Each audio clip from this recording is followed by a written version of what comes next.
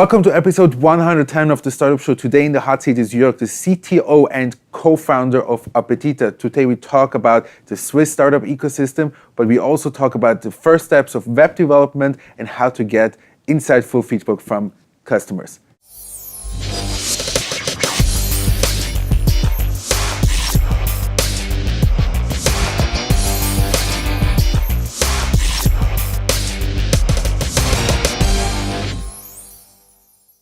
Ladies and gentlemen, welcome back to the Startup Show. Today we are recording episode 118 and I'm very excited to welcome Jörg, who is the CTO and co-founder of Appetita, today in the hot seat. Welcome to the show. Yeah, welcome to my couch. It's a great pleasure to have you. Maybe give me and the audience a short introduction about yourself. Yeah, sure. My name is Jörg Wasmeier. I'm the CTO from Appetita. My age is 34, actually, and I live in Zurich. I'm a senior front-end developer. I'm a freelancer with 12 years experience. So directly after school, I directly decide to get freelancing and work for companies like Suva or Microsoft or something like that, and just make products. How was it, let's say, this? Everybody talks about digital nomad life. How is that, let's say, freelancing world that everybody's talking about? You have up and downs. I mean, especially with money, sometimes you have a really good contracts or something like that, then you get a lot of money, and then you spend your money for your ideas that you want to develop because you're someone who wants to do something. Yes. This is actually why we then create our own product. And I mean, the digital life, you can, if you want, you can go to Thailand and work from there. If you have already a contract and a customer and just make Skype meetings, I mean, today it's really easy, as you said before, to communicate with the people with Slack or Skyping or something like that. So you have a lot of freedom, but of course, especially when you do home office, you need to really push yourself every day. Okay, so, before we get more into the startup you're currently working on, you were accepted in last year's batch of the F10 accelerator here in Zurich, an accelerator that is really focused on fintech innovation, fintech coming also out of the SIX, which is the stock exchange provider here in Switzerland. Maybe you can give us a couple of insights into, let's say, the pains and gains of an accelerator, and like what do you feel like your experience was overall with the F10? I mean, the experience was really good. We had 6 months where we developed our product, and they really help you if you want that. Especially, they don't force you. I mean, you have milestones. You get milestones that you need to achieve, and they really watch if you do this milestone, and that gets a little bit hard sometimes. Because we had sometimes a milestone to create a video that you can now see on YouTube, but it doesn't fit right at the moment in your product development. So you need to say, okay, now we need to make 1 week or something like that to make this video. That's a little bit hard, so the targets don't fit every time. But after all, it's a really great experience, and they really push you, and they give you really good opportunities. I mean, pitching is something that I learned a lot at F10 because they let you pitch, I don't know, every week, one or 2 or 3 times, something like that. And so you get out of your comfort zone and make new things, especially as a tech guy, that normally the tech guys don't pitch, but I make it in here because Stefan, my other co-founder, is located in Berlin. And when we have a pitch in Zurich, of course I do it. And so. But like, was there, let's say, anything that you would say like was very beneficial of being in an accelerator? Or? Yeah, because you get a lot of structure. That's what helps you to do. I mean, you have this great idea. You have now your product that you want to develop, but where to start or what to do or how you plan stuff like that you get from an accelerator. You get a structure, so what the next things to do, let's do it together, and then of course the contacts and stuff like that. Okay, very good, very cool, very interesting. We get a lot of accelerators popping up in Zurich. It's exciting to see this development, but again, a lot of times you have to wait for a couple of years, at least let's say 3 to 4 years, to see who are the successful ones who can actually bring value to the startups. Very good. So let's talk about Appetita a little bit, about like your idea and what you're currently working on. You need to know one thing that I really hate to wait. And especially in restaurants. And this is why we create Appetita. Appetita is your virtual waiter. How does it work? Once you're seated in a restaurant, you connect your smartphone by scanning a table card. It's not an app, it's web-based, everything, so you don't need to download anything. And after that, you can just browse the menu from the restaurant. You can talk to Appetita like you do to a real waiter. You can ask questions like, do you have vegetarian options? Or please show me the gluten-free options? Or I wanted soup from the last time, and Appetita can then offer that for you. Yeah. And after that, after you selected your meals and your drinks, you just pay. And you pay with your favorite payment method like Credit card, PayPal, Amazon, Twint in Switzerland, and perhaps in future also Bitcoin. Why not? Yeah. So where do you stand right now with the development of it? After we now completed successfully the F10 accelerator and graduated for that, we had our first prototypes there and also have the proof of concept if everything is working and what you need to redesign, redevelop that people really can use it because we saw there's some problems also to enter credit card numbers and stuff like that. And at the moment we have 2 great new partners where we just now make the contracts ready, partnership contract ready, and then they will sell for us. How many people are using it already, have been using it? Oh no, at the moment we're still in the prototype or in the development phase. We go to fair trades already and we have the restaurants who say, yeah, we want to try it, just come now in the spring. Now it seems that you're still before the product market fit. Well, how do you plan on achieving it and how are you planning on getting there? Yeah, actually with partnerships I think. Of course what we do is to first creating or testing our product every time and to develop it a little bit better so the people, the users, you as a guest would really like to use it. So that's really important for the whole thing because our business model is on transactions, so it's really important that you use it and love to use it. Then we give it to partners like that we have now who are selling the stuff to the restaurants, to the whole ecosystem of the restaurants. They also want new technology, they have problems and the problems we solve. So how do you see the competitive landscape? Is there anything out there they would say that is similar? And actually it was really funny because we go to the fair trade, the biggest one in Switzerland, it was the IGH, and we have directly stand in parallel to a main competitor, which make this they are longer in the market, 3 or 4 years. Of course, they don't have exact the same product, but something similar. Of course, the idea is also not new. We thought it was new that we created it on a hackathon, the 6 hackathon, and then we thought it's this new idea. After some research, we saw, there's a list of competitors out there. And most of them get bankrupt, actually. Okay. Which is not a good sign, is to say, okay, why they get bankrupt? And then we ask them, hey, why you get bankrupt? And they say, we see the market potential, but it's really a hard thing to get in the restaurants in there and stay there, and also the time is their problem. So there are competitors, a lot of competitors, but no one who's really completely successful. And you don't have the technology now in restaurants. So how do you deal, let's say, on an emotional level with that kind of stress that you have competitors? For us, it's not stress actually. Okay. We look at that product and see, we will do that different, and also we talk with our competitors a lot actually. And some of them say, hey, let's do something together. I don't want to do it alone. Let's glue together and then we make a little bit better. So it's at the moment it's Okay, so let's talk a little bit about the future outlook. Where do you see, let's say, when we go in a restaurant right now, yes, you get a waiter, but let's say we look down the road of, let's say, 10 to 15 years.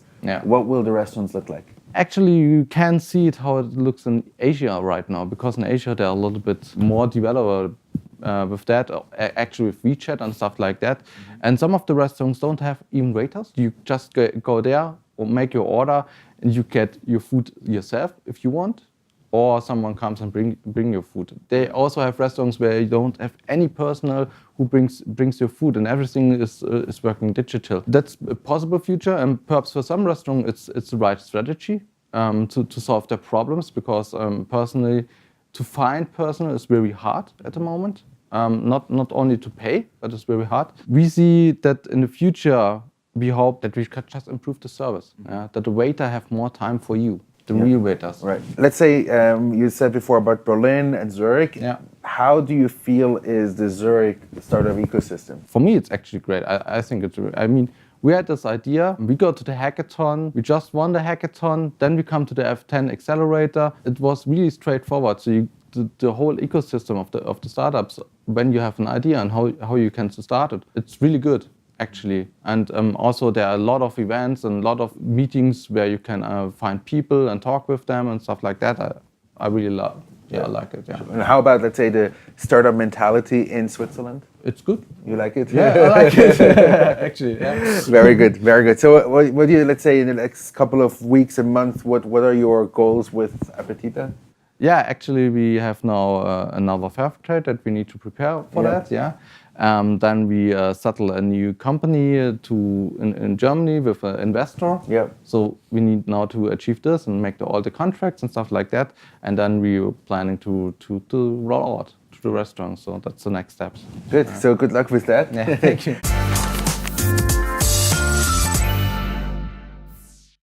For our sections, the audience asks, we ask on social media what they would like to know from you specifically. Now, we ask on basically all of social media channels, so Facebook, Twitter, LinkedIn, and also WhatsApp. WhatsApp seems to be the most active for me, and sometimes, you know, people specifically want to stay anonymous, which was the case by you. Don't know why. Maybe it's a competitor. I don't know. One of the questions was like how you treat special wishes, but that was simple. You can probably just choose gluten-free. Yeah. But again, some people come to the restaurant for the experience. Yeah. Yeah. Sure. And they maybe enjoy this interaction with the waiter. Yeah. Is this something that like you address, or is this a challenge?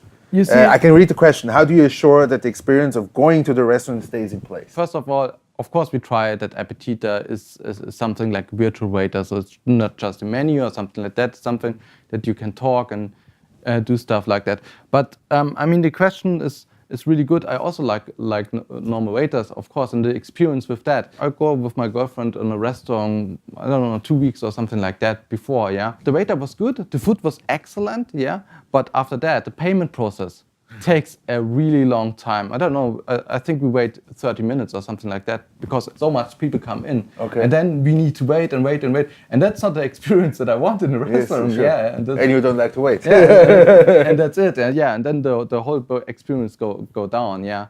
No, makes sense. Yeah. So that's how you solve that issue. But again, the question remains. But I guess, like, you know, when you go to move to digital, you kind of have to compensate maybe on a different level with the experience. Yeah. But Sure. but you have maybe more capacity. Yeah, sure, and also better service because they have more time. They are not so stressed and don't need to ask you if you want a new cola or something like that. It's just, how are you? Here is your cola. Here's your cola, or something like that. Yeah, or also you get a lot of data. I mean, we know that one competitor had the data from people, and you see that someone is coming to your restaurant that is often to the restaurant, and then you take a little bit more time and talk to them and come to the table and say how are you and stuff like that. Yeah, I mean, it can also improve the service.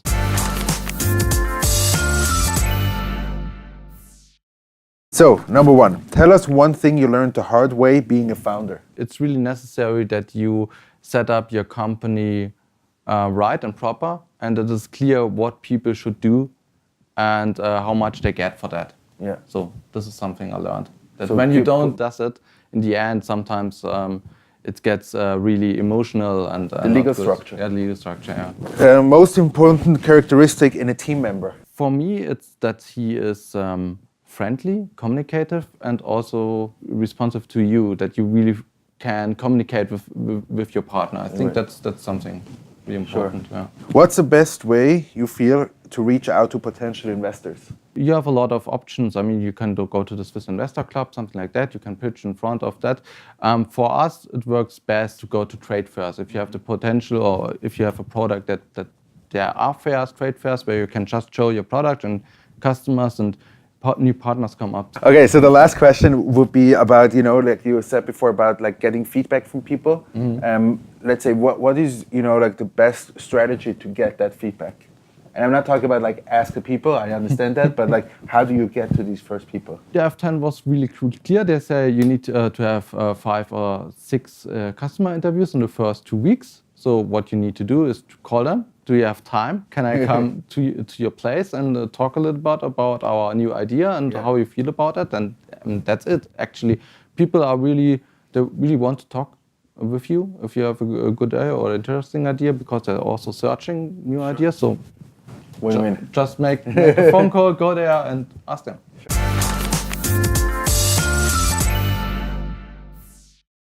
Now we get into the expert advice. Jörg, it's your moment to leave a legacy for the next generation. No pressure, but pressure is on you. Yeah. What would you say is one piece of advice or wisdom you want to give over to the audience for next generations? Okay. For generations to come, for the YouTube, for the next YouTube, for the next YouTube generation. Because I'm CTO, it's a little bit perhaps technical now. Yes. And Sure.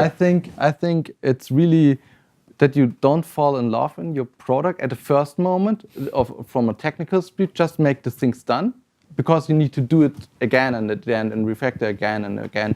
So don't try to make it perfect in the first moment. Just make it that it works and that people can use it, and that's it. Because that's sometimes a common failure, that you try to just, especially as a programmer, you try to make everything beautiful and really clean and stuff like that. And don't do that the first time. Get it out there. But for you, I want to have a bonus question about people who want to get started in coding.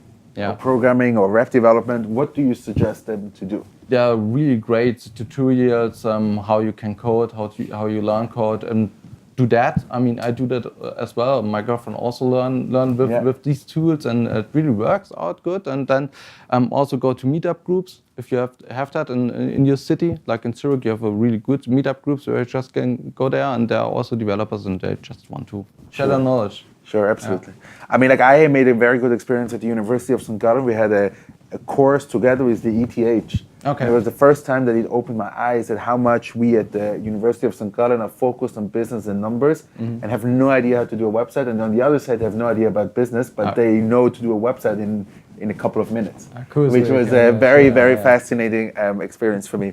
Okay, Jörg, thank you very much for being on the show today. I really appreciate it. Thank you very much, everybody who tuned in today. Thank you very much for staying all the way till the end. Thank you to you, Jörg, for being on the show. And now stay tuned for the preview for next week, and I'll see you there. Have a great day. Yeah, I'm Martin. I'd like to introduce mathematics next week on Monday, and hopefully see you there. And we will talk about drones, regulations, and how investors and tech they use mathematics.